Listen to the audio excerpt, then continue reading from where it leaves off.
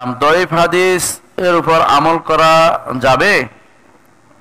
দয়ীফ হাদিসের উপরে আমল করা যাবে না, তবে যদি কেউ কয়েকটি শর্ত পূরণ করে তাহলে তার মাঝে এবং আল্লাহর মাঝে কাউকে বলা যাবে না।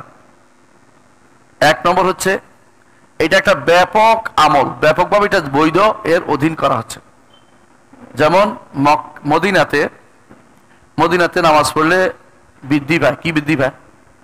সব বেশি পায় মসজিদ নবীতে নামাজ পড়লে, সব জায়গাতে না।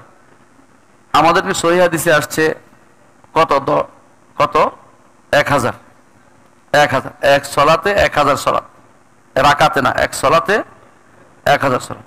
কেউ যদি বলে 50,000, তো হাদিসে আসছে 50,000, আল্লাহর কাছে আশা করি আরো বেশি আশা করতে পারি, এটা তো দূষণীয় না, কারণ মূলটা সাব্যস্ত, আসল সাব্যস্ত আছে, বুঝছেন?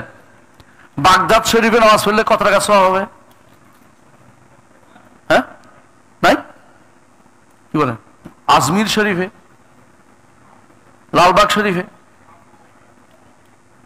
শাহজালাল শরীফে, যেহেতু আসল কিছু নাই, এখানে কোনোটাই আর সাব্যস্ত নাই। কথা বুঝলেন তো? ওখানে যাওয়ার জন্য সফর করা জায়েজ নাই। তো যে দিন দুর্বল হাদিসে এরকম আছে, অমুকখানে এই হাদিস অমুকখানে বানাইছে মানুষ বসে বসে, দুর্বল বানোয়াট কোনোটাতে আমল করা যাবে না। একটা শর্ত কি বলছি, অবশ্যই একটা মৌলিক নীতিতে এটা আসবে, এই জন্য এটার উপর আমল করা, বুঝছেন?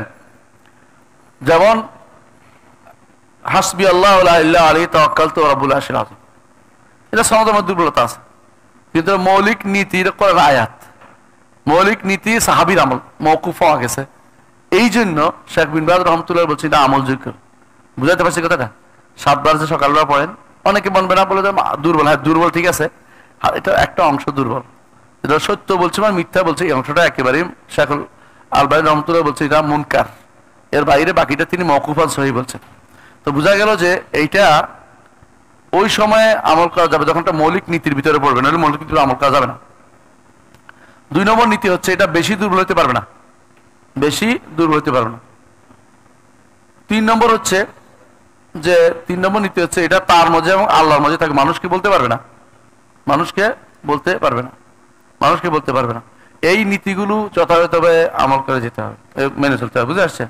এর বাইরে তো আমল করতে পারবে, কিন্তু এটাকে প্রসার করার জন্য আমল আর সাব্যস্ত হয়েছে মনে করতে পারবে না, মনে করতে হবে এটা এহতিয়াতান, সাবধানে এটা করলে তো হইতেও পারে, এই আশায় থাকতে হবে। সাব্যস্ত মনে করলে তো সমস্যা কি? সাব্যস্ত মনে করলে সমস্যা হচ্ছে আমি দুর্বলকে সহি বানাচ্ছি, এটা করা যাবে না।